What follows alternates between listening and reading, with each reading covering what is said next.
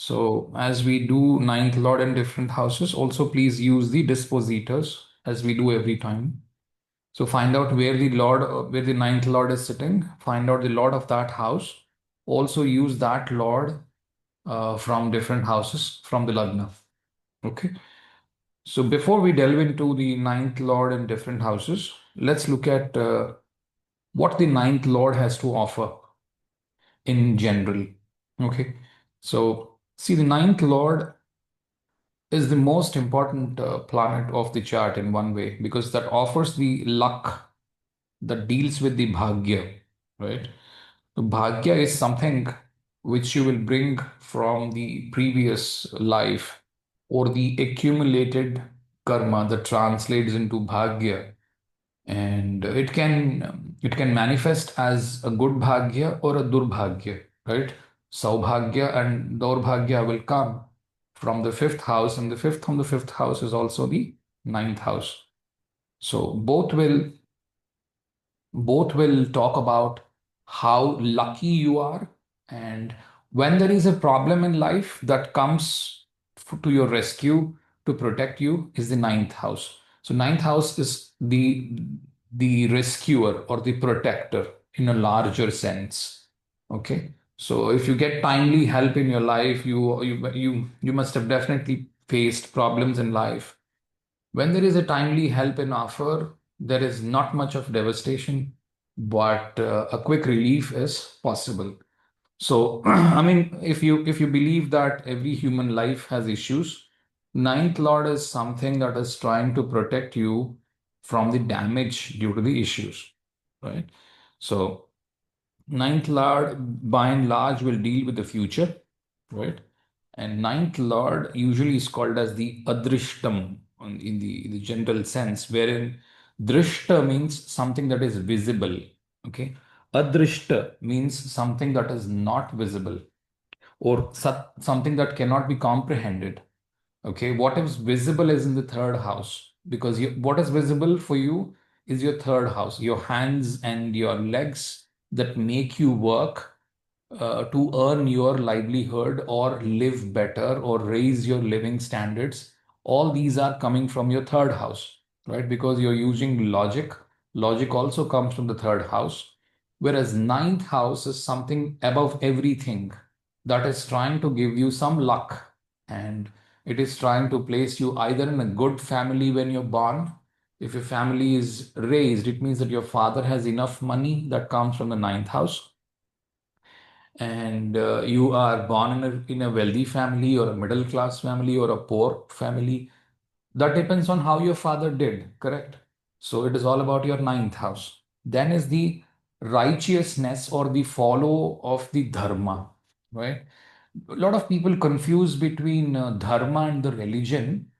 Ninth house, yes, it involves religion, but in today's world, as liberal as the world is going ahead, it deals mostly with the value system that you're following or the kind of principles that you're following, right? That comes from the ninth house, the righteousness. What is the right thing to do as a person and as the various roles of life that you are, undergoing. For example, you are a husband.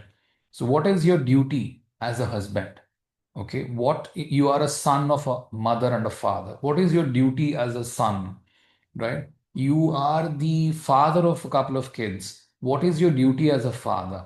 You're working at a place and you're reporting to your manager. What is your duty as a subordinate in a company, right? And what is the duty of you as an employee in a company? So there is a fixed rules defined by your boss that also comes in the ninth house. So ninth house deals with rules. Okay, rules, regulations, formality, orthodoxy, convention, all these are from the ninth house, right? And and as you complete the rules, there is freedom, right? See, let's suppose you have done a lot of work and you have earned a lot of money. The 10th house. Work is the 10th house. And money is also the 10th house because it stands as one of the most important Artha Trikonas. 2, 6, and 10 are money houses.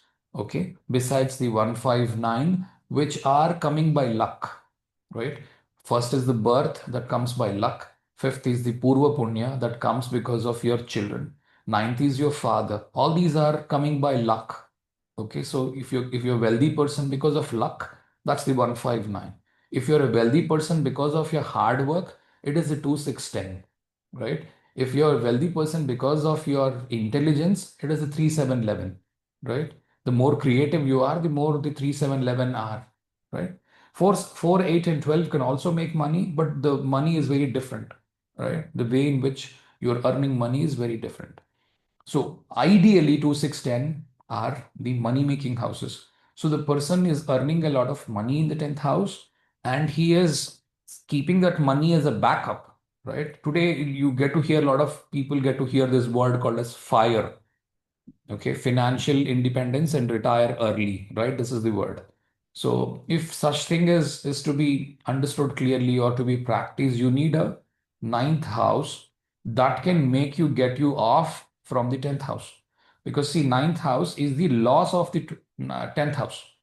The loss of 10th house means you are in a position where you can leave your job and get into a freedom where you don't have to follow any rules of getting up early, going to an office for a 9 to 5 job, uh, listen to what your boss is saying, abide by a certain rules at certain place and all that stuff. So when you have the ninth house good, you will be in a position to leave your job as well and have some lot of freedom, right? That also comes from the ninth house, right? So the ninth house, usually people say that ninth house doesn't want to follow rules. I'll try to explain that through the houses. So you will have more understanding of why, what rule, and what does actually that mean. Okay. And ninth house also gives you guru, right? Ninth house will give you a teacher. Ninth house is the teachings of the teacher. Ninth house is a temple where you worship. It could be any religious place where you're worshiping, depending on what religion you are, right? That comes from the ninth house. And someone who is a rule imposer, like the father keeps saying, look, you have to be disciplined. I mean, I'm talking more of an Indian context, but every father would like his child to be disciplined. He would like his child to be doing well. He would keep teaching good manners, good habits. Okay, that's the job of the father. So he keeps imposing rules on the native or the person, right? Orthodoxy, what has been proven as a history and conventionally, what people have been doing is all in the eighth house and the ninth house. These two houses belong to orthodoxy, eighth house and ninth house. They believe that uh, things are being, let us suppose you need to cook rice. How do you cook it? There are a couple of ways. You pour water into the rice, you have to put it on a stove, and then the stove has to show up fire and it burns and eventually it gets cooked. Literally, when the microwave ovens were introduced, it didn't have any fire, right? It's actually beating up all the conventions, and the oven would still cook the rice, but you don't find a fire at all in it, right? Conventionally. So that is breaking the orthodoxy, completely out of box thinking. So that comes as you break the ninth house. So ninth house could be breaking the rule or ensuring that the rule is followed. Both come from the ninth house. It is like a toggle switch, right? A lot of people think, oh no, ninth house gives dharma. So the adharma comes from somewhere else. Not necessarily. It can come from the ninth house also. Both dharma and adharma will come from ninth house. Yes, there is a popular opinion that ninth house is the dharma and the eighth house is the loss of dharma. I don't deny, but even the ninth house can show loss of dharma depending on the planets posited in it, right? So as you examine more and more horoscopes, you will get to know these details, right? But do not have a hard and fast rule guideline wherein I will not look at anything else, but I will think, okay, ninth house is dharma, it's a good house. Eighth house is adharma, it's a bad house. Do not stereotype things. Eighth house can also give you a very good dharma. Ninth house can also give you a very poor way of working with dharma. right? If your ninth house is fully corrupted with the eighth lord, Saturn, Rahu, and stuff like that, you may change your religion because you feel that religion is not a big matter, right? Okay, I'm not saying it is good or bad. Okay, I would never say anybody changing religion is a bad thing because see, the world has changed. It's a liberal world. Wherever you find solace, there you're going. So you cannot stop people from changing one religion to the other or believing something is right and believing the other one is wrong because it's a matter of fact that everything is a belief, right? So ninth house carries forward the adrishtam, something that is not visible, right? God is one of them. God is not visible. You only believe that God exists and you're trying to offer a puja or do something else or a prayer or whatever you're trying to do for God, right? And then luck. Basically, if you're fortunate, if you're lucky enough, it means that your ninth house is very good, right? No matter what planets contain, what planets are there in the ninth house, or the ninth house could be ninth lord could be placed anywhere. If you feel that you are finding solutions in time whenever there is a problem, your ninth house is working well. Even if you have very good exalted planets, etc., and if you feel that you are not having timely solutions for your problems, and every time you are getting into a problem, you need a remedy for the ninth house, right? That's a thumb rule, but anybody has to inspect the whole horoscope and then understand what is wrong, and then finally give, okay, this is the remedy for it, and from there this will happen. That is how you have to give. Do not do any snapshot remedies just like that. It can damage other houses. Okay, my sincere request is that do not follow tidbits from the YouTube and try to do those remedies. Okay, if it's a simple remedy of worshipping a god, that's okay. But sometimes there are very different difficult remedies as well, being posted on the YouTube. People pick up those remedies without understanding the whole horoscope or just looking at, okay, my ninth lord is in the eighth house. Somebody told me to do this remedy. Don't do such things. For that matter, for any house, they can give they can give you bad falita also, bad result also. They can further add insult to the injury. Don't do that. Okay. Hardly it takes, 30-minute, 40-minute time for a consultation to be offered. I do that. Come to me, I can give you a solution to the problem. But do not do anything without understanding what the whole remedy is all about and why you're doing the remedy. Do not do remedies based on tidbits. Okay. Blessings of elders and God, okay, that also comes from the ninth house. Fortune comes from the ninth house. Protection comes from the ninth house. Foreign travels, higher education like the postgraduate degree, etc., in today's world, that gets into the ninth house. Eighth house deals with the research, and ninth house talks about the postgraduate degree, or sometimes even postdoc. Also, you can look at it from the combinations of the eighth and the ninth house, right? And then children also comes from the ninth house because that happens to be the fifth from the fifth house.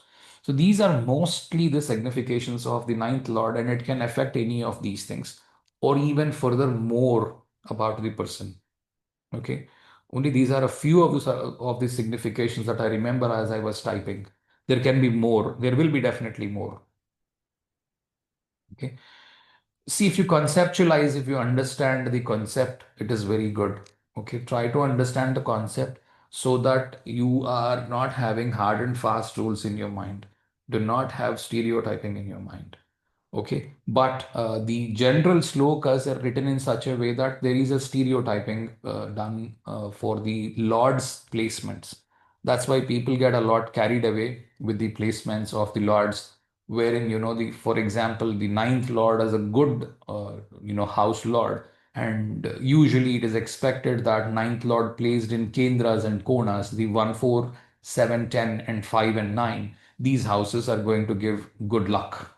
This is the general saying, but this is only a thumb rule or an LKG rule. It is not very sure that, okay, you have somebody's ninth lord in the eighth house. It doesn't mean that he has doomed everything. Okay, he still has very good future. Okay, So don't stereotype things. Although these shlokas are written in such a way to say that it's a doomed thing for the person on the luck.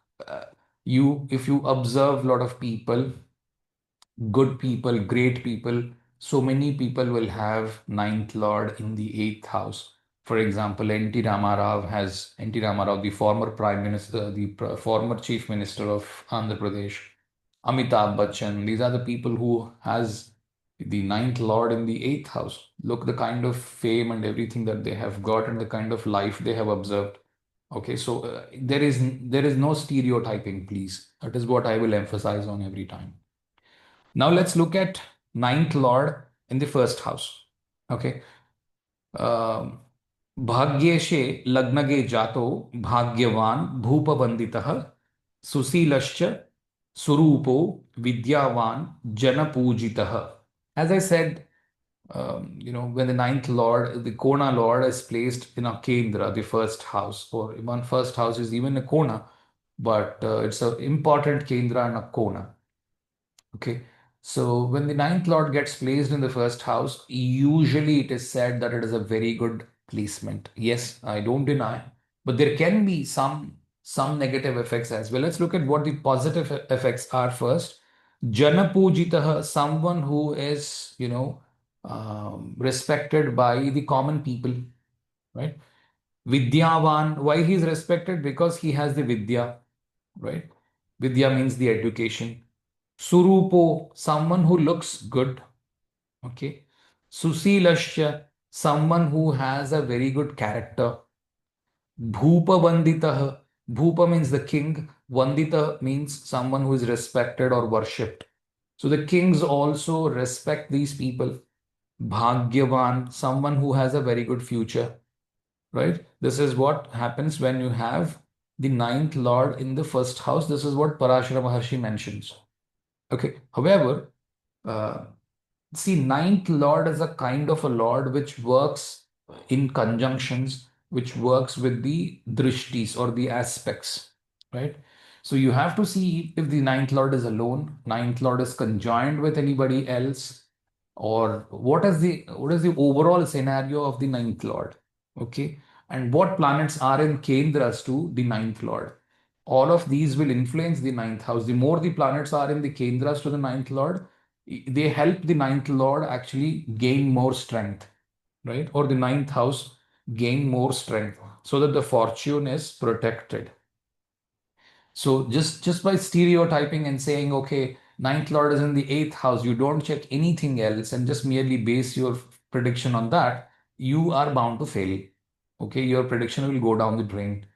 Okay, so be careful. Try to see what conjunctions is the ninth lord is making, and then from there take it up. And then before all that, try to look at the nakshatras series. From there, try to frame results, and then come here. Okay. So the first thing that you will look at is the ninth lord on the head. See, first house deals with your head, correct? So ninth house is sitting on your head. What is ninth house? Ninth house is the rules. What is your head? So there are a lot of rules in your head. So the person is trying to impose rules on everything. He will say, no, no, no, this is not right way of doing. This is the right way of doing. Anything you take to him, any proposal or anything. Let us suppose you want to do a business with this person, someone who has ninth lord in the first house. He is trying to be overly righteous on everything and he will not make the business happen. He will say, no, no, no, this is not right. Our cost of goods is only 30 rupees. You cannot sell this product at 150 rupees. You know why? Because 30 rupees is so less and 150 is too high. You have to price it very less to the people. And the person who has come to collaborate with him will be dazzled, and he'll be looking to the other fellow and saying, what is happening? Look, I have spent millions of rupees or dollars trying to test this up, and I've wasted so much. And this fellow is trying to tell me that I have to price my thing very less because it is against the dharma or the righteousness. I'm only trying to give you an example. This is an exaggeration. Okay. Don't think it is going to come for everyone. I'm giving you the exaggerated version of it. Now it apply it back onto your daily day-to-day tasks. This person keeps thinking, am I doing it the right way? Am I righteous or not? For everything. This is called, in simple words in Sanskrit, it is called as dharma sankata. Dharma sankata. This is the right word for it. He keeps thinking about this every day. Am I right? Am I doing everything right? Is my partner doing everything right? This is what he has every time on his mind. Or if he is not such a kind of a person, he has his father or the boss always sitting on his mind. What does this mean is, will my father approve what I'm doing? Will my father like what I'm doing? So, will my father appreciate what I'm doing? Any of these. The same thing for the boss. Now remove father and keep boss there. Okay, it can be any of these things. Okay, usually ninth lord in the first house promotes timely happening of things in life. Like, you get into a college, you then graduate, and then you get a job, and then you get married, and then you have kids, and then they will go to college, and then they will have marriage, and they will have kids, etc. This is the kind of cycle, right, that we follow usually. These things are very good when you have the ninth lord in the first house, but this is a very generic statement. Now you have, let us suppose, Saturn sitting in the Lagna. Saturn is meant for delays, right? You have to use some common sense. You can't be jumping over one shloka and saying, "Oh, I have this, but it didn't happen." Okay, you have to look at it in a holistic way. You can't be simply jumping over and saying, "Oh, this worked, that worked, this didn't work." uh, doesn't work like that. You have to be a little patient, look at the nakshatras, and then look at it from an overall scenario. Okay, these are for the overall scenarios, or rather use these things mostly in the dashas. Okay, I will teach dashas in certain way after this. They can be used in the dashas also. Okay, now uh, let's see. Imposing rules on self. This person also keeps thinking, let me improve my righteousness. Okay. Let me improve my dharma, or let me improve my daily puja rituals. Let me add one more mantra, one more shloka, one more ashtaka, something. Okay. If you are not a religious person, it means that let me do little more righteously. Let me do more charity, because ninth and the 12th houses are connected. Both are ruled by the Jupiter, who is focused on giving away money. Okay. Ninth house, the dharma in most of the India, when beggars come up, usually in South India, please do dharma, they say, right? Do dharma. That means what? I'm begging you, please give me money. Your dharma is to give money to a beggar. That's why they call it dharma, right? So the ninth house is focused on giving away things, not giving you money. Okay, this is also the other side of the ninth house. You have to learn that.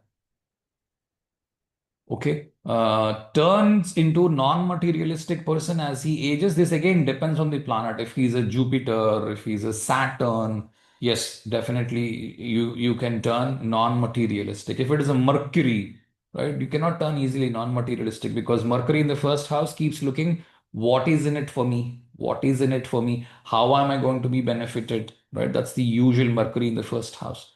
Also look at the nakshatras and the other things that we have talked about. You cannot leave the previous thing and try to jump over this thing. Okay. When you are learning the new thing, you cannot leave the previous class like we usually used to do, right, in the fifth standard, fifth grade, sixth grade. We used to memorize things, vomit it in the on the question paper and throw our books in the air, and then forget everything for the fifth grade and try to be in the sixth grade. And that's when the new lecturer walks up to us and says, "Look, this we have learned in the fifth class, okay, or the fifth grade, right?" And then we keep our head scratching. It's the same thing here. You cannot leave what you have learned in the previous classes. If you're watching these videos very newly, you have to watch the previous videos. Otherwise, you will think none of the Parashara slokas are working. Okay, and you will give up and say, "No, no, no, these are not Parasharis. These are somebody else wrote and they try to keep it inside." I'm not up for that debate. Okay. Boss or husband sits over the native's head. This fellow is often afraid about the future. He will travel away from the birthplace, because ninth house is travel, first house is self. You will travel away from the birthplace. Life changes with higher education. First house is fame. You get your fame due to ninth house significations. What are ninth house significations? You have traveled abroad for an education or a job. That is a ninth house signification. Your dharma is very good. Your follow of religion or mantras or shlokas, or if you belong to some other religion, then your verses of your Bible or whatever you would follow, you're very good at them. Reciting those stanzas, you're very good at them. Ninth house thing. Your father has been a very successful person. Your boss has been a great man. Okay, these are those significations the person will be known for, right? Now let us look at what the ninth lord is in the second house doing. Parashara says, see, Parashara is an extremely clever man. He wants people to read what he is trying to give. So after you read these shlokas, right, you will feel like, oh, this is all crap, it's not working. Because lot of people will ignore the first couple of chapters. I think even Deepanshugiri has emphasized very much in his classes that a lot of people are leaving the first two chapters and they're jumping straight into these shlokas and trying to read them. And that's why it's not working, right? They don't work. That's how intelligent Parashara is, because we quickly want to look at our horoscope, my wife's horoscope, my kids' horoscope, my mom and my dad. That's it. I've got my six, and let me see what this has got to do. Or if there is something written positively here, oh, you would feel happy for a second. If there is something negatively written here, you will feel bad for a second and then move on. That's it. And you will think, okay, this is working, that's not working, this is good, that is bad. That's it. Over. That is what Parashara Maharshi wanted to keep people on. He didn't want everybody to learn, right? So it's a lot of work. It's not an overnight thing wherein you learn this quickly tomorrow. Because I'm getting to see a lot of advertisement wherein we will give you 2 days training and the next third day you will become an astrologer. Oh my God. Come on. I've been teaching for 2.5 years now. I don't even think that whatever I know is only 1%. I think I've taught only 0.1% of what I know. I've been teaching for 2.5 years non-stop. You check my channels. Okay. So if you can learn things in two days and you can become an astrologer, I can only pity on such people if they are, just spending money over it just for the sake of an advertisement and fooling people around with learning nothing. I mean, I can only pity for such people. Anyway, भाग्येशे धनभावस्ते पंडितो जनवल्लभः जायते धनवान कामी स्त्री पुत्रादि सुख अन्वितः, right? Stri putra adhisukhanvitaha. So the person has both the female children and the male children, right? And he is happy with the children because ninth lord in the sixth house. But you may have issues with the children also. We'll come to it. Let us see what Parashara Maharshi is saying. Kami. This is the only word I feel is the most important one. See, what contradicts the ninth house is the second house. Ninth house, as I said, is focused on dharma. Dharma is focused on giving. Okay. What does dharma? What does dharma means? How you have to behave with your kid. How you have to behave with your father. What is your karma or the dharma that you have to do against your parents? They're all based on giving. You have to service them. You have to provide them support. Support would mean financial support, physical support, right? You try to support your children physically. You try to support them financially, and they are based on giving, right? That is the dharma. What is the second house? Second house is based on accumulation. You're trying to accumulate money, right? You're earning money and you're trying to save money, right? That's based on accumulation. So these are two contradicting things. Now, ninth lord being in the second house, your dharma becomes accumulation. So you are more stingy. You're not focused much on giving away things. You are desirous of a lot of wealth. See, none of these are wrong. Okay, don't think, oh, being for giving dharma away or giving away all your money is a very good thing. Hinduism does not preach that. Hinduism is based on very simple rules of life, wherein apatra dana is banned. Right? Apatra dana means, or dharma which is not for you is banned, or what is it called? Paradharma is banned. That means if your kids, your father, your people are starving, you have no right to donate even a rupee, because it is your duty first to feed your people. Okay.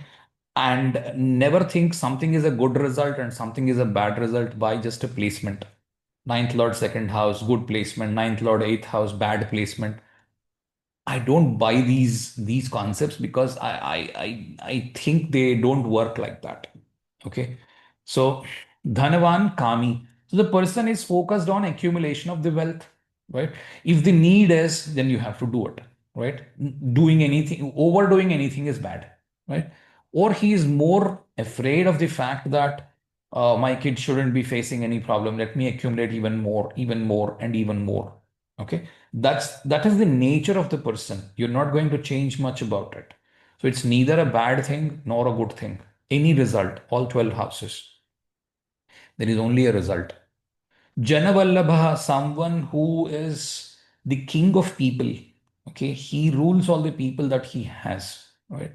So the person has made a non-compromise thing, right? Pandito, who is very well learned. Okay. Dhanavan, someone who has enough money, right?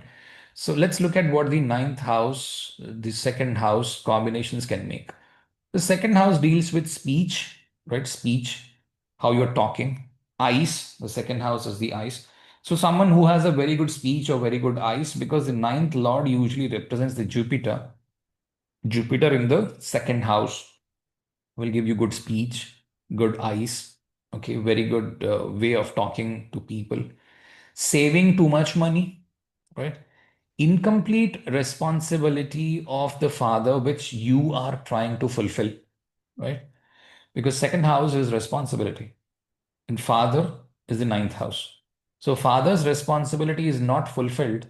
And also count the number of houses the ninth lord has traveled. From the ninth lord, from the ninth house, ninth lord has traveled six houses. Count from nine to two. You will get six houses. So six houses, and the second is a responsibility. So you're trying to fulfill a responsibility of a father. There can be arguments with father. Why? Because ninth lord has traveled six houses. That shows enmity with the father. There may be arguments with the father, especially if the planet is retrograde and if he is conjoined with Mars, Saturn, Rahu, Ketu. These planets are more towards the argument side, right? So why is he arguing? He is mostly arguing about the dharma. What does dharma mean? I'll give you a couple of examples. One is the child and the father are quarreling because they run a business, and it's a family business. And the child, the native, has inherited that business from the father. And the father keeps saying, look, this is not how I used to run the business. You have to run it very differently. And the child keeps complaining, look, you belong to the old school. I'm running it very differently. You don't have a say right now because you have already washed off your thing on me, and I'm responsible right now. I cannot listen to what your old school of thoughts are. Okay, this is one way. The other thing is, in an Indian context, when you're married, your wife walks in and lives with you, and the parents as well live along with them. And there are some issues relating to the respect, because second house deals with the respect, and second house deals with how you talk to your elders, right? Your second house is how you're speaking and how polite are you with your elders, right? In Indian context, the expectation is you have to be more polite with your parents, and the girl who walks in also has to be even more polite because she's the youngest of the family and she has to take care of a lot of responsibilities. That's the usual Indian context, right? It's changing very rapidly right now, but there are still a lot of expectations from the new girl who walks in, right? So there is some advice being given by the father to this kid. I read your comment. I'll give you. Okay. I'll talk about it. Hmm. Okay. So I give you chance after the class. So you cannot please don't interrupt sending messages. I don't like. Anyway, it will be covered. Okay. Nothing is left out. It will come. If you're very, very curious about your horoscope, anyway, the consultation is always there. Okay. Don't take me wrong. Well, now. So the person is focused on how to convince his father, or he has arguments about it. If it's a lady, if it's a girl's child who has walked into a newly married home, then she has issues with the in-laws, or the parents of the lady are not very comfortable with this new home after the marriage happens. Okay, these are certain things. Or the father is not very comfortable with the family of the lady, and that's why there are some arguments, etc. Right? Arguments with in-laws or mother's siblings, talks too much or too less when in anger. This is also one more trait which I've observed practically when you have the ninth lord in the second house. Either the person gets too silent or too loud when he's talking. When the ninth lord gets into the second house, and when he's very much in the anger, because ninth lord has walked six houses. Right? He's kind of afraid. He's fighting gurus. Of a father has debts or enemies, and he's trying to fight his debts, father's debts, and or he could be struggling for children. Why? Because see, ninth lord is the fifth from the fifth house, right? So ninth lord is the fifth from the fifth house. So it also represents the children. And sixth house for a male chart is not a good placement for the children. Ninth lord placed in the second house will mean it has walked six houses, which is not a good placement for children. Either the children are not getting enough love from the grandparents, or there are no children. He's fighting for progeny, or he's struggling for getting children, anything related to children thing, or his children are not settled well, he's fighting for it, right? All these things, or children have debts, any sixth signification belonging to the children also can come up. Okay, it's a wealthy combination usually, because the ninth lord getting into the second house is a wealthy combination. As you age, as you go to the middle age, etc., the or the when the child is born, the father may rise. These are certain things that you can look up to. Looking at your question, Anju, so the answer to your question is I will teach Badhaka separately. Don't mix it up here. Badhaka doesn't work the way you're thinking. Okay.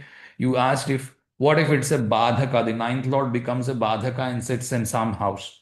Okay. Badhakas do not work like that. Right now, focus on what is being taught. Problem with people is when somebody is teaching them something, they're not focused on it. They are focused exclusively on their chart because their chart has some combination. It will never work like that. Okay. You have to focus on what is being taught right now. Please focus on that. Right now. Okay. Ninth Lord in the third house. Bhagyeshe Bratru Bhavaste. I think there's a printing mistake. Bratru Thavaste is there. It should be Bratru Bhavaste. Jato Bhatru Sukhanvitah. Right? Dhanavan Gunavan Chapi Rupa Sila Samanvitah. Okay. See, as I keep saying, wherever the ninth lord is placed, right, the ninth lord is focused on protection. Ninth lord, wherever it goes, it tries to protect that house. Now, the ninth lord placed in the third house will protect the third house, meaning the the comforts that you will get from siblings when you have siblings with you. The comforts that you get are you get to talk to them while you're growing. You are a happy family because you have someone to play, right? Look at those kids uh, who do not have any siblings. They don't have people to play. They always look for children outside. But in this case, when the ninth lord is in the third house, usually they get some of the other people to play around with. Okay, and they are good at looking guna and gunavan, right? They are very having good characteristics, and they are having good wealth. Is what when you have the ninth lord in the third house, based on what Parashar Maharshi is saying. Right? These are very trivial, generic things Parashar Maharshi intentionally there he has put these things. So you go and figure out. I have given you enough understanding as what he meant. Right? Now, the third house deals with the bravery of the person, right? The what is that called? The bravery, right? The third house thing. Either you're a timid guy or a brave guy, right? So the third house deals with that. The ninth house deals with the godly thing, right? So this third house is your self effort. And ninth house is the God's thing that the God is giving you. Now, the ninth house falls into the third house. It means that the the person is timid. He's more focused towards the God, right? He will say, "Look, the God will help me. I will not do much work. Let the God decide what He's going to make me." This is sometimes good, sometimes bad, right? Sometimes what happens is the luck turns into your favor. You don't do anything, something walks up to you, and you become something. If it doesn't happen, then people will blame you for not doing anything, right? So this may put you into a condition where you are not doing much. Key things are happening for you. Okay. And if your divisional charts, if your nakshatras favor that thing, then this is a good combination. Otherwise, usually ninth lord in the third house is not a good combination. Okay, usually. But as I keep saying, you have to look at the whole chart without looking at it and pre-concludedly having some notion is a very bad thing. Okay, look at the conjunctions it is making. From there, you will get a lot of information. Okay, father is not able to work, right? He keeps fighting or he keeps arguing. He doesn't have enough freedom, right? See, third house is the child house, right? As a child, you have as a child or an what do you call that? As a just adult, adolescent age, you have a lot of responsibilities around your head. You will be thinking, look, I have to get an education, graduation. You have to get settled. I have to find a job. I have to get married. There's a lot of things that you need to look at when you have the third house. The ninth house is exactly opposite of it. Ninth house comes after the eighth house.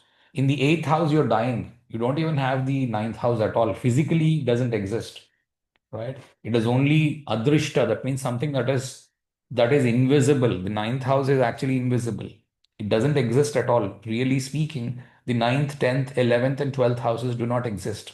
First and the eighth house are the only houses people are falling in from the first house to the eighth house. 1, 2, 3, 4, 5, 6, 7, 8. From the 8, 9, 10, and 11, these houses in the reality they don't exist. They are invisible houses in one way, right? So now you will come back and say, look, these are the only visible houses when you have the sun is visible only when it is in the 10th house. So don't talk nonsense. I mean, don't have pre-concluded understandings for everything. Yes, I very well know that 10th house is a visible house. I know.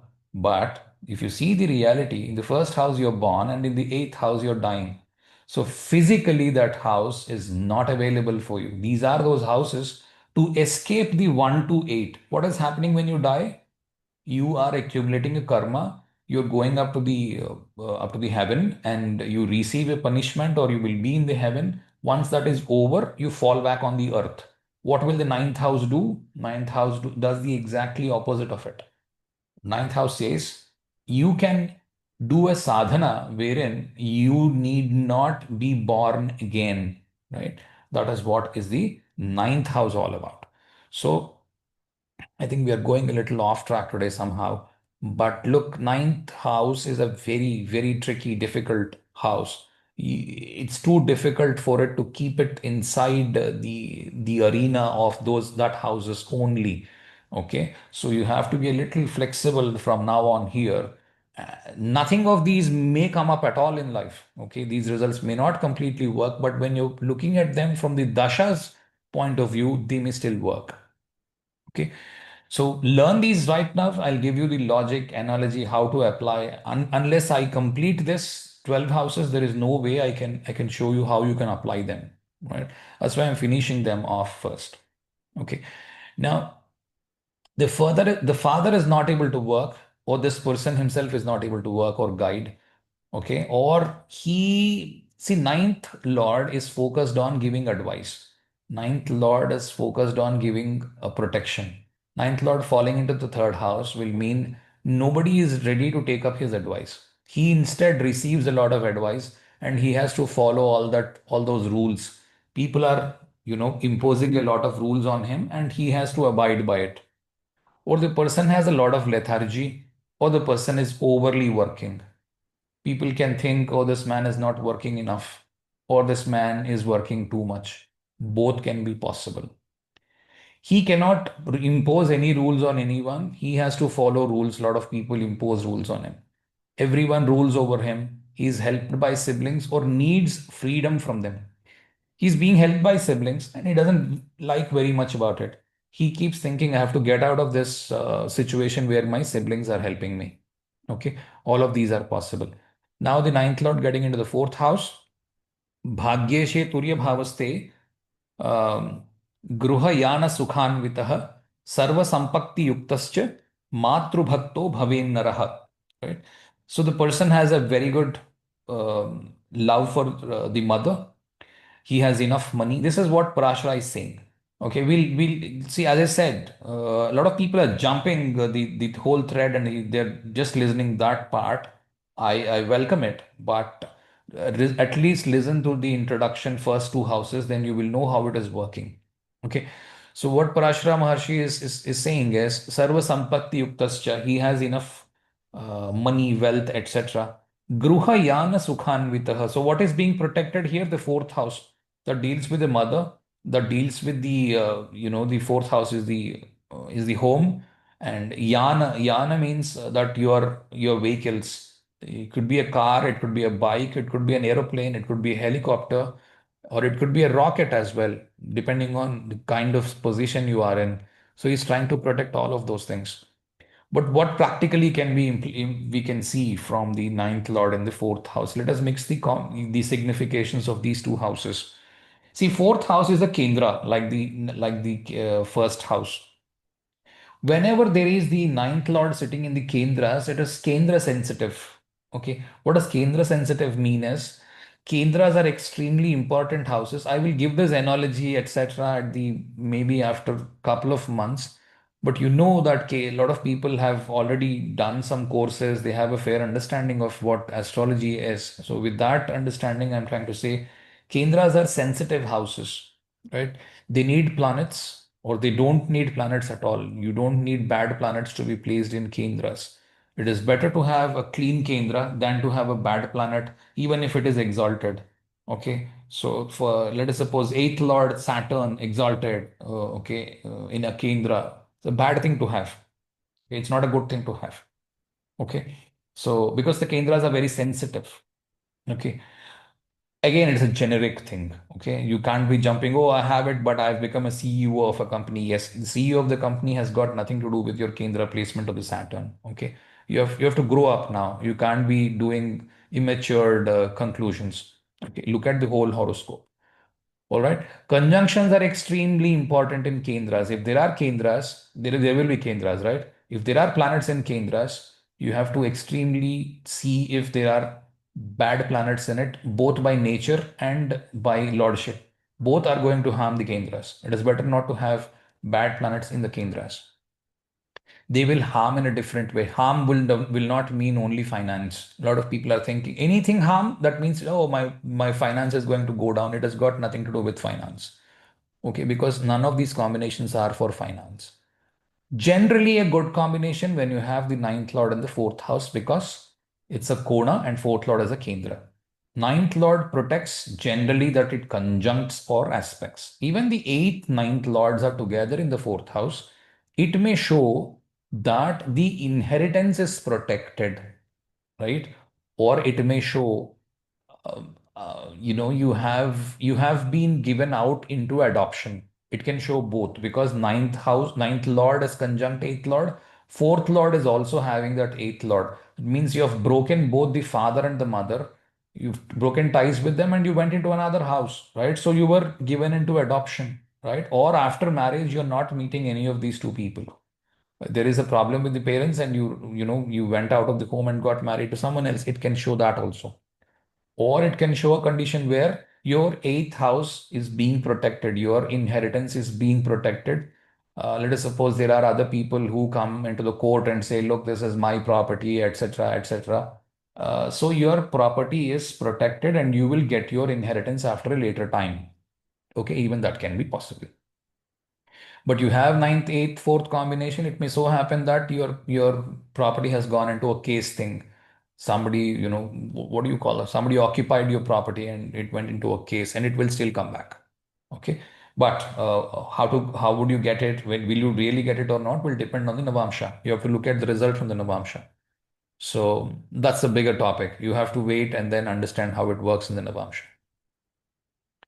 All right. Worried too much about again the righteousness, because see, fourth house also deals with the morals, principles, values, value system. Am I doing everything correct or not, as per the dharma or not? This keeps bothering the native. So ninth lord in the fourth house further emphasizes that. That's why the natural ninth lord exalts in the fourth house. The Jupiter, who is the person for not doing work, keep saying, see, 10th, why Jupiter debilitates in the 10th house? He doesn't like to do the work. He only wants to make the rules, right? He keeps, that's why he keeps exalting in the fourth house, where rules are made, where values are made, where emphasis is on the values, right? If you've listened to this man, the Panchugri, he'll keep saying only most of these things, right? If you did not, I would advise, if you can afford, please get to see those classes. They are really good. Although the price is a little on the higher side, but they are worth the money. If you can pay that, take it. Okay, so they worry too much about the righteousness. Advises a lot of people. They are, see, ninth lord of the fourth house. They are focused on looking at people happy around them, right? So they are focused on that. They will try to heal others. They want to see everyone happy. Inheritance will come. Financial issues to father can happen, or extended family can happen. Why? Because from the ninth house, the ninth lord has traveled 8 houses, right? There is a transformation of the extended family, right? Because eighth house is transformation, fourth house is the extended family or the mother. The mother is sick, the mother is missing, the mother is dead, one mother is gone and the other mother has come, etc., etc., can also be possible. Okay. Or it could be an adoption wherein the child, as the native, is adopted by another parent, all right? And I mean another set of a couple of parents, right? So delayed progeny, because ninth lord has moved eight houses. There can be delay in progeny to himself or the father or the mother. I mean, okay, you have to apply all that. Or the father dies early or the mother dies early. Any of these things may be possible, right? When are these possible? Depending on the planets, depending on the Navamsha, depending on the Dasha. Okay, what will be possible? You have to decipher from there. Fifth house, ninth lord in the fifth house. भाग्येशे सुतभावस्ते सुतभाग्य समन्वितः गुरु भक्ति रतो धीरो धर्मात्मा पंडितो नरः. See, ninth lord in the fifth house, usually a good combination, because the ninth lord is a kona placed in the fifth house. So it indicates the person is a pandita. That means who has learnt well, who is a dharmatma. Again, he is focused again on the dharma, right? Even the fifth house is focused on dharma. Guru Bhakti Rato, that means someone who is very happy serving his guru, teacher. Satya Sutta Bhagya Samanvitah, someone who has the credit of children, right? He has children. But see, look at the ninth lord in the fifth house and look at those significations. Ninth is luck. So there can be luck with stocks or speculation, etc. Education is ninth house, fifth house is also education. So the education may be good, but it depends again on conjunctions. If the ninth lord, eighth lord are together in the fifth house, maybe the education is not very good. How do you know about the complete education thing? Look at the D10 chart. Look at what the person is doing, because most of these days people are studying only professional courses. I have stopped using D24. I'm using only D10 chart. From there, I am trying to understand what the person is doing, because you are trying to learn education to just learn and just earn money, right? So that comes from the career point of view. So even D10 can be used for education. Blessed after childbirth, because see, fifth house is children and ninth house is blessing. Once the native gets children, he is blessed, right? Blessed by father or boss. Conjunctions always decide results in case of ninth lord. You cannot skip conjunctions. Very, very important. Right? Now, the ninth lord in the sixth house. Bhagyeshe ripubhavaste swatva bhagyo bhavennaraha matuladi sukhahinah Shatrubhihi piditah sada. Someone who is constantly troubled by enemies. This is what the Parashara is trying to say. We will still come back and see. See, sixth house is considered an evil house, and ninth lord is a good lord, house lord. So, in an LKG session, in a kindergarten class, yes, this is a very correct sutra. This will work. But as you're trying to apply it on real scenarios, it may still not work for today's thing. You have to modify it a lot. Okay. Matuladi sukhahinaha. Matula means someone who is the mother's sibling, right? Matula, equal to mother. Mother's sibling is could be a mama, could be, people like that. Someone who is a mother's sibling. So you're not having the sukha of those people. It means that you may have arguments with them, or you don't, mother do not have any siblings. Your mother is alone, lone child, right? Or she has arguments with her siblings, or they're not in talking terms to each other, right? And Swatva Bhagyo, someone who is very focused on himself. I will say this is a very good thing to have because you're minding your own business. You don't poke into others' businesses. You are first trying to understand yourself. You're trying to make your life better. Okay. This can still be a good combination for money also because sixth house can help giving you money, right? And the person, I mean, usually they say that the person becomes a little, focused on earning from others' problems, right? And today, if you look at people who have success in their life, they have only solved other people's problem and they're trying to charge for it. That's why you're successful. So in today's thing, ninth lord in the sixth house can be very good. It may be very good, right? There can be debts of father, of debts of self, disputes or court cases. Because see, court cases, the future is ninth house. Court cases are in the sixth house, right? Sixth house is debt. Sorry, sixth house is debts, and your father must have done a lot of debts because ninth house is father, sixth house is debts. Someone who is making his livelihood from debts, earning from disputes, or luck comes from disputes. Somebody are quarreling and you're trying to resolve it, and that's how you're earning money. There could be a renowned doctor who is trying to remove out the problem the body is facing, and that's why the person is a doctor. Taking big loans for higher education, ninth house is education, loan is sixth house for foreign travels. The other thing is Bandhana is sixth house, ninth house is freedom. They are exactly opposite to each other. If you look at the sixth house ruled by Mercury and the ninth house is ruled by Jupiter, they exactly have the opposite things. Mercury is focused on self. He says, keep earning more and more. Jupiter says, don't learn something for the sake of earning. काबिल बनो कामयाबी आप झक मार के पीछे भागेगी, right? That's the statement. It is a Jupiterian statement, right? He says, become the best, right? Mercury says no. Mercury is like the chatur who keeps focused on. I mean, both the people are actually successful because it's a movie.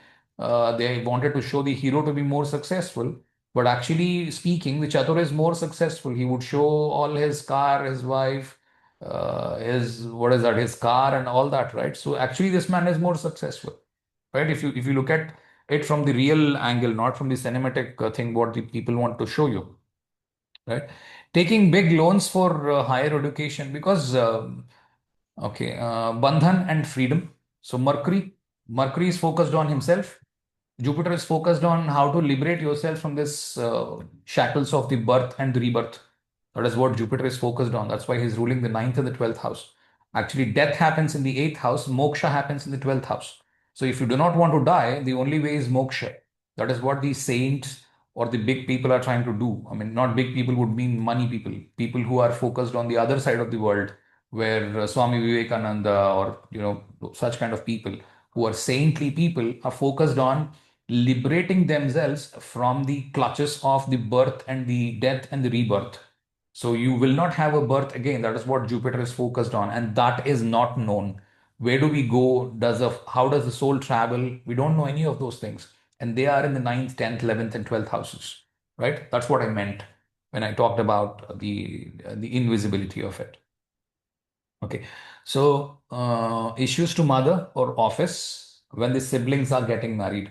So, when your sibling gets married, and how has got to do with the ninth house? Look at the third house. From their count, seven houses. It makes the ninth house.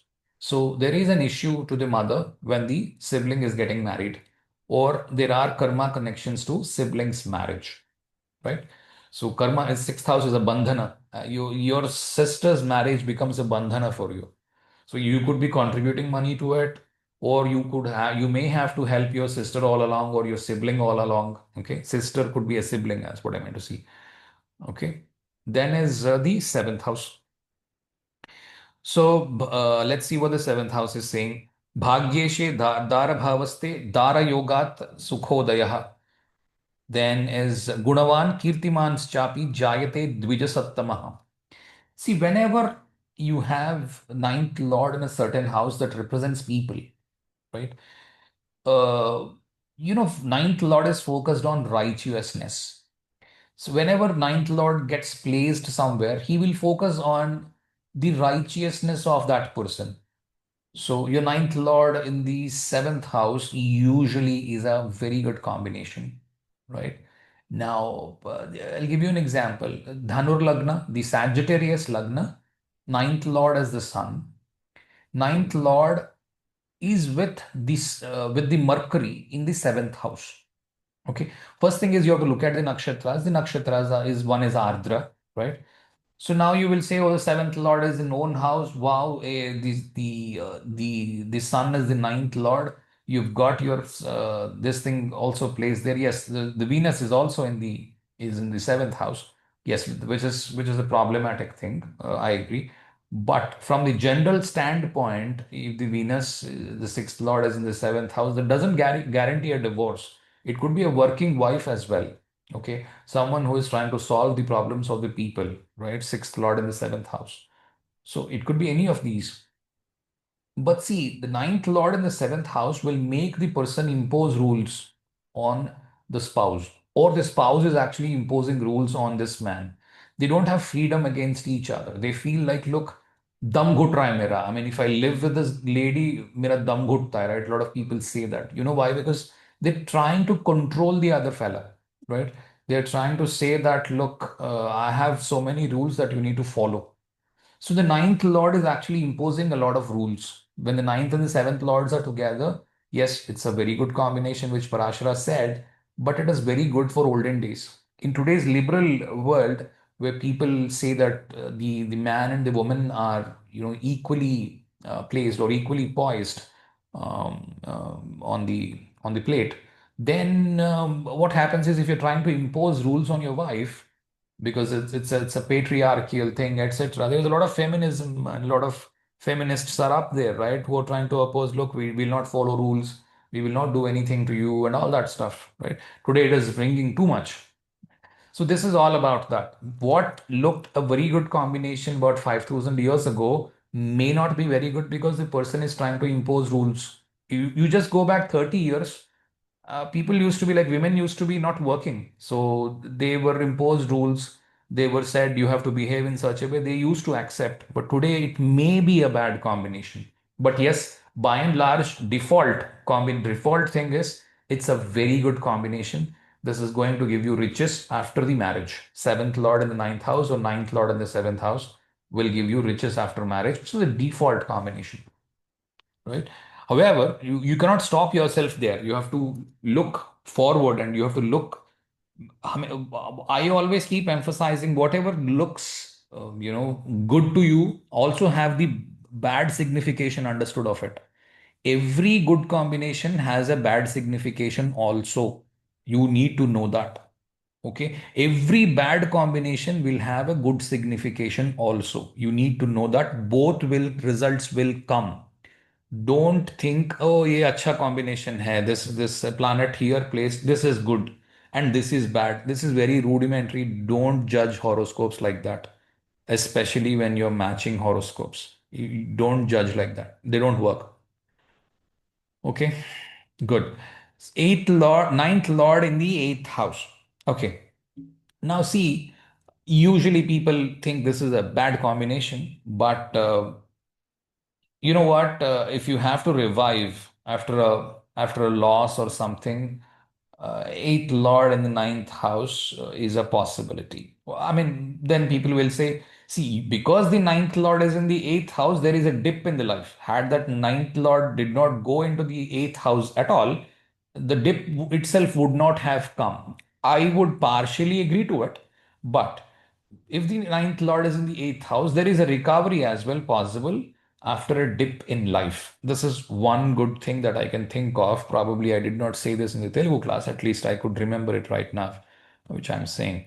So let's look at what Parashar Maharshi is saying. Bhagyeshe mrityu bhavaste bhagyahino naro bhavet ज्येष्ठ भ्रातृ सुखम न तस्य जातस्य jayate. What is he saying is, as I said, when the ninth lord is in the eighth house, it protects the eighth house, in simple words. When you don't have elder siblings, you don't have a shareholder of your property, right? You are the alone fellow. You would get all your property for yourself. Right? That's what this shloka would mean. The first line means the person doesn't have a great future. Okay, bhagya hino, someone who doesn't have a great future. But as I said, people like N.T. Ramarao or Amitabh Bachchan, who carries the ninth lord in the ninth lord in the eighth house. Yes, if I'm not wrong, yes, yeah, the ninth lord is in the eighth house in both the cases, and they have excelled very well in their lives. Yes, they had dips.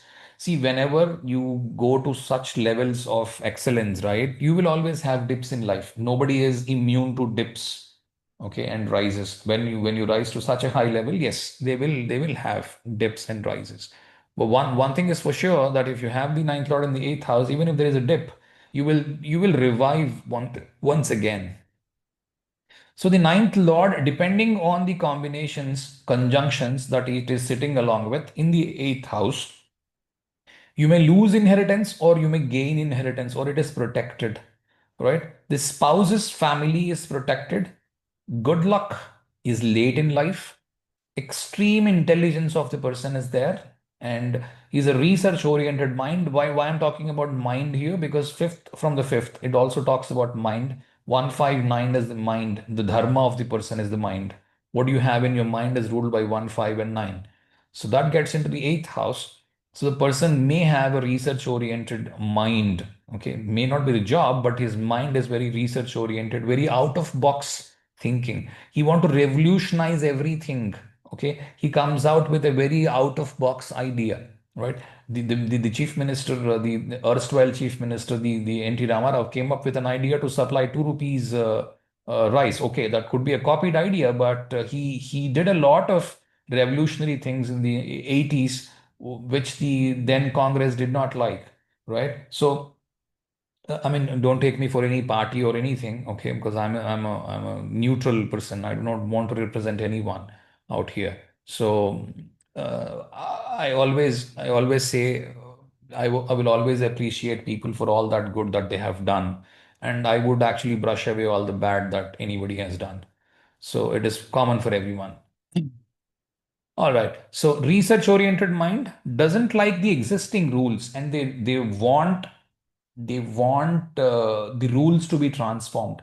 Because see, eighth house is death and rebirth. So ninth house is rules. So they want to remove all the rules that existed and they want to get new rules formulated at the place. Right? It can be progeny issues from children, or no male children, abortions, right? Siblings getting married secretly, right? Because the third from the seventh from the third house is the ninth house. It's going into the eighth house. They're getting married secretly, or there is a big change in life after the sibling got married. It can also be possible. Sudden up and down, because eighth house shows a jolt, right? That you will see in the eighth house.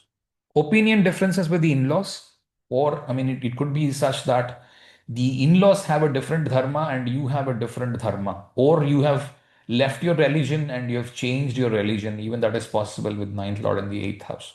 right? Your religion is changed, right?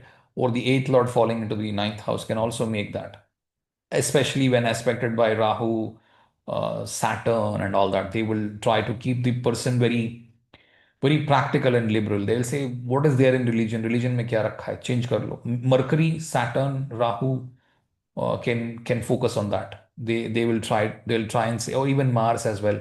They'll try and say, religion में कुछ नहीं है. Okay, everything is in your mind. All right. So ninth lord in the ninth house. Again, don't stereotype this. Nothing called good, nothing called bad. It has a result. What Parashara meant is bhagyeshe bhagya bhavaste bahubhagya samanvitah guna saundarya sampannah sahajebhyah sukham bahu. Sukham bahu. Many sukhas, many comforts are coming your way. Sahajebhyah, something which is naturally coming up, right? And someone who gains from his siblings also, you can say, because third house is Sahaja, sibling, everything. Anuja, Sahaja, all these are or synonyms sometimes. And then Guna Saundarya Sampanna, someone who behaves very well, who has very good charming attitude or charming face, etc. But see, someone may have ninth lord in the ninth house and may he could still be a rogue. Okay, don't focus on one planet and say, oh, this is very good. Okay, you can't say that. Bahubhagya Samanvitaha, someone who has a very good fortune. Right? As I say, when the ninth lord is in the ninth house, now the conjunctions and aspects become very, very important. Look for what planets are conjuncting him, what planets are aspecting this planet ninth lord. Okay. Again, ninth lord in the ninth house, if it is unaspected, untouched by anybody, he is overly righteous. He's trying to see, am I righteous or not? Am I righteous or not? Okay. So this can be good for one reason. This can be bad for certain reasons, which I have explained in the previous things. Read the whole lecture, you will have a lot of understanding. Okay, I'm not able to explain each and every point. So if I've explained righteousness already in this video, it means that you have to go back and there you will understand what righteousness is and what examples I have given. Okay, dharma or boss or father or cause of the rise or fall of the person, right? So because of the dharma, following the dharma, the fall of I mean, father died, the person rised in life. This can be a prediction as well, ninth lord in the ninth house, right? Father helped the person rise in life. This can also be a prediction. Boss got transferred. This fellow has got that chair suddenly, and he's rose up the ladder in the office. There is a transfer happened to the boss. There is no one right now to fill up that position. He assumed that position automatically. Nobody told him he got it. Or maybe his boss, some other super boss told him, okay, you currently sit on the chair anyway, the sales are low. Suddenly sales picked and this fellow become suddenly a big boss of that whole branch or something like that. Okay, even that can be possible, but the person keeps stressing more on the procedure that the person has to follow. He is a very orthodox man. He is focused on how to do it, you know in a proper way. Do not jump, etc. Like I have my ninth lord in the ninth house. I actually overly emphasize on the paddhati. Paddhati means the procedure. At my office as well, or when I'm teaching as well, you can see I am a lot more focused on the whole procedure rather than the result, because I believe that if your procedure is very right, the result will automatically come. And if you're trying to take shortcuts and not use the orthodoxy of doing it with the right procedure, then the result will not come, right? This is a popular belief of those people who have the ninth lord in the ninth house. Focused on freedom or bandhans, right? So freedom from bandhans. So this may be, you can explain this in two, three ways. Someone who is looking to get out of the 1 and 8 cycle, which I've explained in the eighth house, or someone who is focusing on the fire thing, financial independence, retire early thing, where there is no bandhan for him and he works very freely. right? These are such things that you can look from ninth lord in the ninth house. 10th lord, ninth lord in the 10th house. See, ninth lord in the 10th house, Parashara says this is the combination that one should have. Ninth lord in the 10th house, 10th, ninth lords together. These is an excellent combination. But I stop you for a second. None of the Parashara rules will give you money. You have to keep this in mind. Parashara is extremely focused on dharma because when Parashara came, Parashara's son is Vyasa. After Vyasa, only Mahabharata came. So we are talking about the Dwapar Yuga, not even the Yuga, the Kali Yuga has started. It is before the Kali Yuga. During the Dwapar Yuga, this man, Parashar Maharshi, has written all this discourse. Now you have to apply your brains and say, money did not exist 6,000 years ago. There was no money thing. You cannot buy property just like that. Today, people are buying property. Today, people are buying just like that gold. They never bother to do those things. You know why? If you accumulate a lot of gold, people will know there is a lot of gold. The king himself can come, take away all that gold. He'll say nobody should go have gold more than 50 tolas with you. That's it. Tomorrow a rule is passed, and the next day everybody has to deposit all that gold back into the thing. Or they cannot buy more land. The land is all of the king. The king gives the land away to these people, and they are ensured that enough is available for food, and they are living very happily, and people did not have aspirations like we do have today. You talk to any young budding kid today, adolescent today, he'll say, look, I will complete the graduation, I'll go to the US, I'll reach the MIT, or the kind of aspirations that we have today did not exist then. What was mostly focused on was, are you completing your duties of a child, wherein you are serving your parents or not, wherein you are serving your wife or not, your children or not. It's all considered as serving only, right? As a father, what is your duty? Are you duty bound or not? That is what the ninth and the 10th lord will say.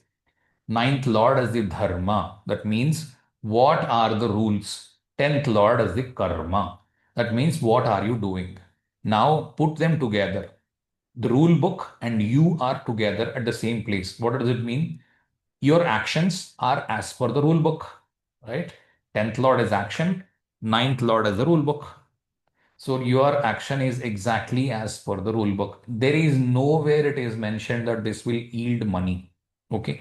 Modern day astrologers have said, oh, this is a very good yoga to make money. That is only one side of the understanding.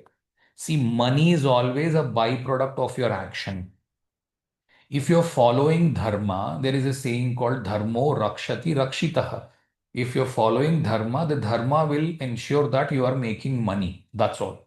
So this is not preliminarily a rule for making money. Please keep this in mind. This will ensure that what your dharma is and your actions are as per the dharma. Again, there is a problem here. The problem, I will tell you, is I will give you an example. If the ninth lord, 10th lord are together along with the bad planets like the eighth lord, depending on the lagna, you have to find who is the problematic fellow. I mean, the guy, the planet who is not liking your lagna lord. For example, if your lagna lord is Mercury, Mars does not like Mercury, right? So if you're a Virgo lagna, your eighth lord becomes the Mahapapi. If he is in that conjunction of the ninth and the 10th lord, there can be arguments with the people or complaints with the people saying, look, this man has not followed the dharma. That is why I have a complaint for him. Okay. So you need to frame up it in such a way that, oh, this is the whole flavor of it. You can't be closing all your eyes and saying, okay, ninth lord, 10th lord conjoined. This is not like your BA history examination where you're just trying to remember, oh, Babur has come first, then came Humayun, then came this fellow. It doesn't work like that. Okay. You cannot have hard and fast rules laid down. You have to use your brains. For your information, nobody told me these things. I have only started observing myself and I have concluded it myself. Okay. Although yes, there is an inspiration from a lot of the people from wherever I have learned, but I'm using all that I'm teaching is mostly my content. You will not find it elsewhere. Okay.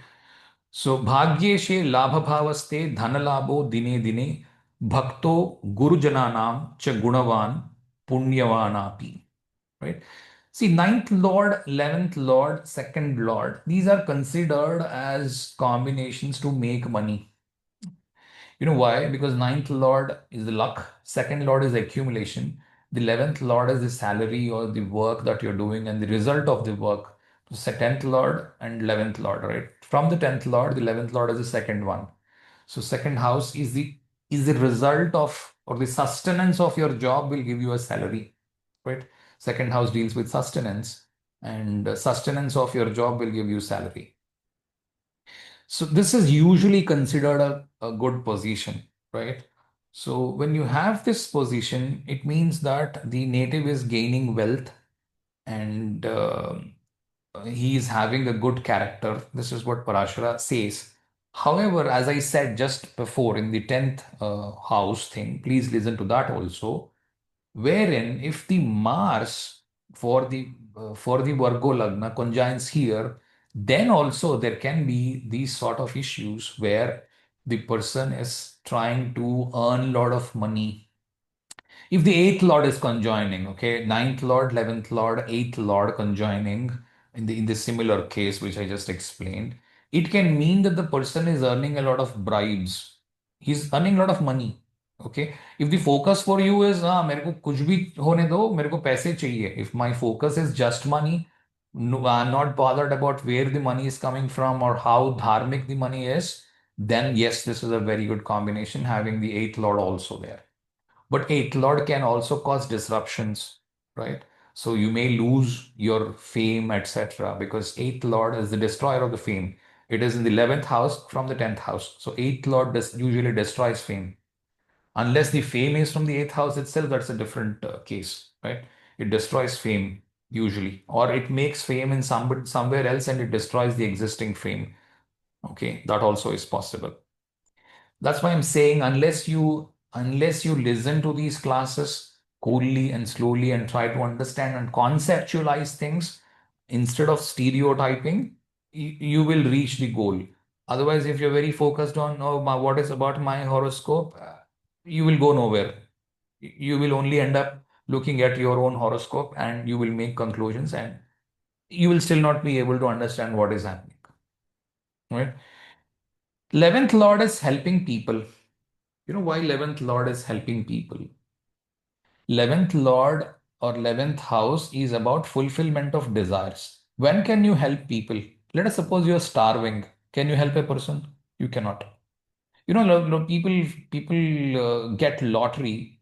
They will say that, look, I will, gift a house to my wife, kids, and there will still be some money left. I will give it into charity. You know why? Because he felt that I have enough money for my desires. Now the next point is I'll try to help people, no matter how bad the person is. You may, frame him like a villain, but he will think, okay, I have got so much of money, it will be my responsibility to give away some money in charity, right? This happens to everyone.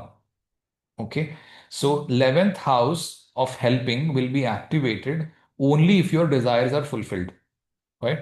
So the person will try to help people following the rules.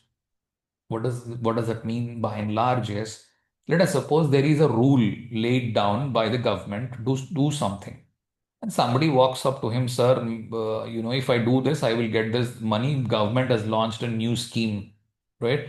This person will fill up the form in such a way that this scheme will be sanctioned to that person. This is one thing that you can see with the ninth and the 11th Lord.